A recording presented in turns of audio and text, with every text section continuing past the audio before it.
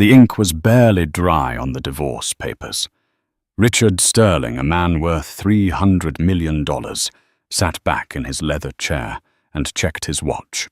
He wasn't just winning, he was annihilating his wife Isabella. He had the best lawyers money could buy, a prenuptial agreement that was tighter than a bank vault, and hidden assets in the Cayman Islands that no one knew about. He thought Isabella was leaving with nothing but the clothes on her back. He thought the game was over. But then the courtroom doors groaned open. An old man in a dusty grey suit walked in, carrying a single, battered briefcase. Richard didn't know it yet, but his life was about to end not with a bang, but with a piece of paper that would expose a 20-year lie. Stay tuned, because you are about to witness the most satisfying courtroom takedown in history. The air in courtroom 4B was stale, smelling of floor wax and expensive cologne. To Richard Sterling, it smelled like victory.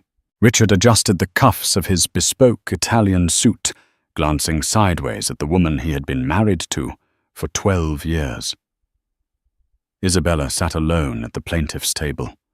She looked small, almost fragile, in a simple navy dress that had seen better days. Her hands were folded in her lap, her head bowed. She hadn't looked at him once since the proceedings began 3 hours ago. Good Richard thought a cruel smirk playing on his lips. She knows her place. Finally. Richard was a man who measured the world in assets and liabilities. For the last decade, he had built Sterling Heights, a real estate empire that reshaped the skyline of Seattle.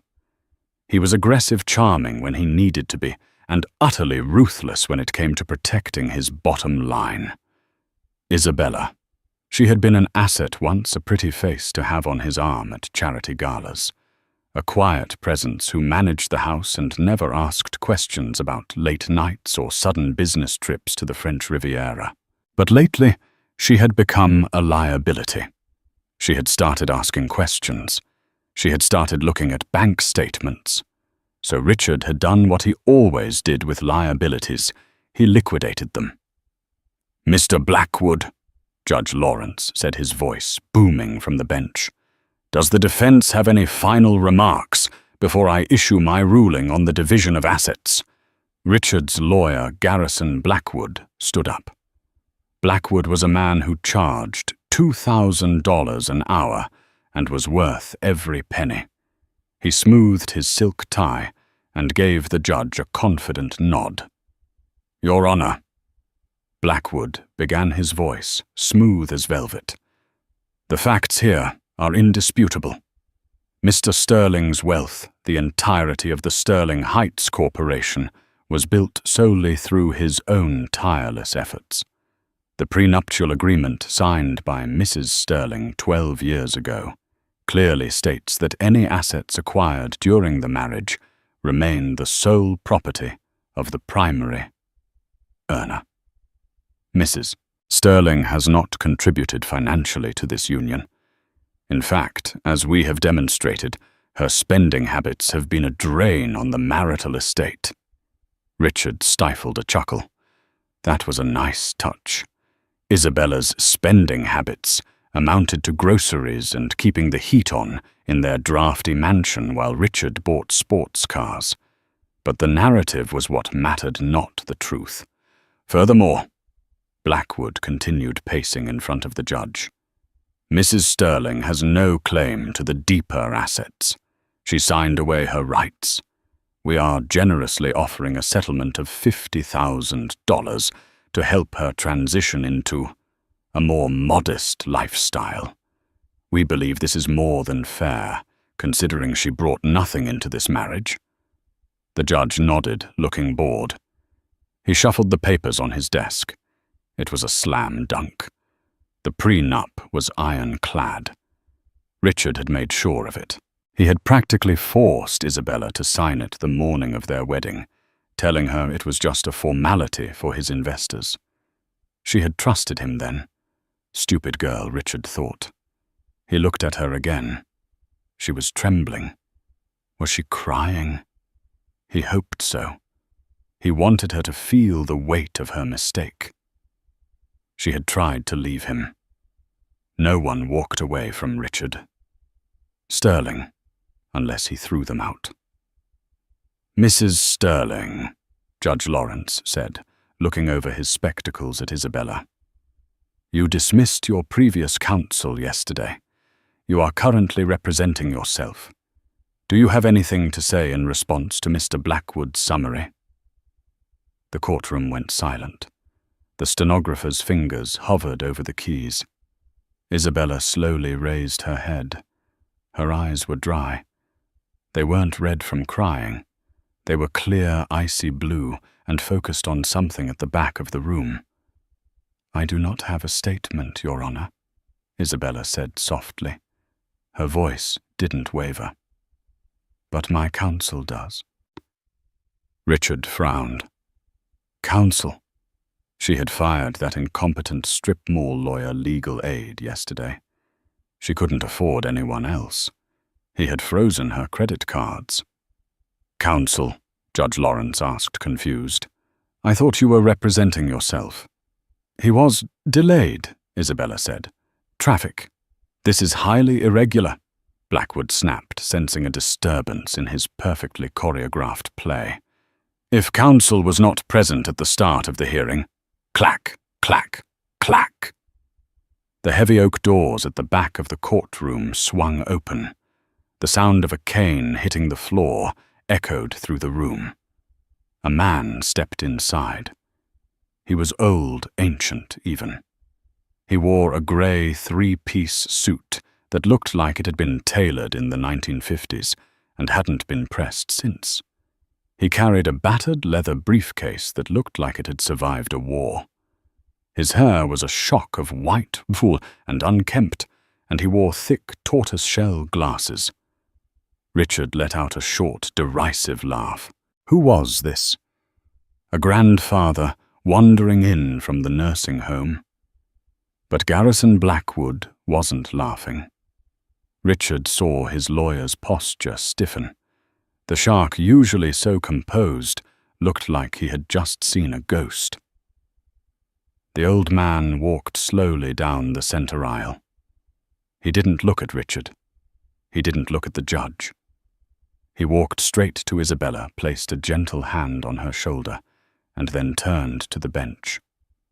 "Arthur P. Whitmore," the old man rasped. His voice was like gravel grinding together. "Representing Mrs. Isabella Sterling, and I apologize for the tardiness, Your Honor. Finding a parking spot for a '67 Lincoln is harder than it used to be." Judge Lawrence's eyes went wide. Arthur Whitmore. "The Arthur Whitmore, I thought you retired 10 years ago." "I did," Arthur said, placing his briefcase on the table with a heavy thud. He undid the latches with a loud snap. "But for this, I decided to come back." Richard leaned over to Blackwood, whispering aggressively, "Who is this fossil? Get him out of here!" Blackwood turned to Richard, and for the first time Richard saw fear in the lawyer's eyes. "That fossil is the man who took down the tobacco industry in the 90s, Richard. He's the one who bankrupted the Monolith oil conglomerate in '04. He doesn't take divorce cases." "Well, he's taking this one," Richard hissed. "Crush him. Use the prenup." Arthur Whitmore pulled a single thin file folder out of his briefcase. He didn't have stacks of boxes like Blackwood. Just one folder. "Mr. Blackwood," Judge Lawrence said, regaining his composure. "It seems Mrs. Sterling has retained new counsel, given Mr. Whitmore's reputation. I will allow it." "Objection," Blackwood said, though his voice lacked its usual bite. "This is an ambush. We haven't had time to review new counsel." "Overruled," the judge said, leaning forward with interest. "Proceed, Mr. Whitmore." Mr. Blackwood claims the prenuptial agreement bars Mrs. Sterling from any assets. What say you?" Arthur smiled. It wasn't a nice smile. It was the smile of a wolf looking at a trapped rabbit. "The prenuptial agreement," Arthur said, holding up the document Richard knew so well. "A fascinating piece of fiction. It states that Isabella has no claim to Richard's assets because she brought no material wealth to the marriage." Arthur tossed the prenup onto the table. It slid across the polished wood and stopped right in front of Richard. "That," Arthur said, his voice dropping to a dangerous whisper, "was the first lie." The courtroom was so quiet you could hear the hum of the air conditioning. Richard stared at the prenup on the table. He felt a prickle of sweat on the back of his neck. Lie. What was the old man talking about? Isabella was a waitress when he met her. She lived in a studio apartment above a bakery. She had student loans. She was a nobody. That was why he picked her. She was malleable. Grateful. Arthur Whitmore began to pace. For an old man with a cane, he moved with surprising energy, like a predator circling its prey. "Let us talk about history, Your Honor," Arthur said. "Mr. Blackwood here has painted a picture of a self-made man. Richard Sterling, the architect of the Seattle skyline, a man who pulled himself up by his bootstraps." Arthur chuckled dryly. "It makes for a good magazine cover. But courtrooms deal in facts, not fairy tales." "Objection." Blackwood stood up, his face reddening. "Relevance. My client's background is not on trial." "It goes to the heart of the assets, Your Honor," Arthur countered instantly. "If the foundation of the house is rotten, the roof collapses. I intend to prove the foundation is rotten." "I'll allow it, but get to the point, Mr. Whitmore," Judge Lawrence said. Arthur nodded. He turned to Richard. "Mr. Sterling, you established Sterling Heights in 2011. Is that correct?" Richard straightened his tie. He could handle this. He was the CEO. He did interviews on CNN. "That is correct." "And the initial capital, the seed money. Where did it come from?" Richard recited the rehearsed line. "Personal savings and a small loan from a private investor." "A private investor," Arthur repeated. "And the name of this investor?" "It was a private equity firm," Richard said smoothly. "Vanguard Holdings. It's all in the discovery documents." "Ah, yes. Vanguard Holdings." Arthur walked back to his table and opened his thin folder. He pulled out a single sheet of paper. "A shell company registered in Delaware. Very standard. But Mr. Sterling, who funded Vanguard Holdings..." Richard frowned. He didn't actually know. That was the point of the shell. He had been desperate for cash back then, on the verge of bankruptcy from a failed tech startup. Then miraculously, the money had appeared. His broker had told him it was an anonymous angel investor who believed in his vision. He never questioned it. He took the money and built his emerald. "I don't know the individual partners," Richard said dismissively. "It's a blind trust." Arthur turned to the gallery, then back to the judge. "A blind trust. Mr. Sterling claims he is a genius businessman, yet he took $5 million from a stranger without knowing who signed the check." Arthur walked over to Isabella. She was still looking straight ahead, her face like a marble statue. 12 years ago," Arthur said, his voice softening. "Isabella was indeed working as a waitress, but that is not who she is. You see, Richard, you didn't marry a waitress. You married Isabella Harrington." Richard blinked. "Her maiden name is Miller." "Her mother's maiden name was Miller," Arthur corrected. "Her father was Archibald Harrington."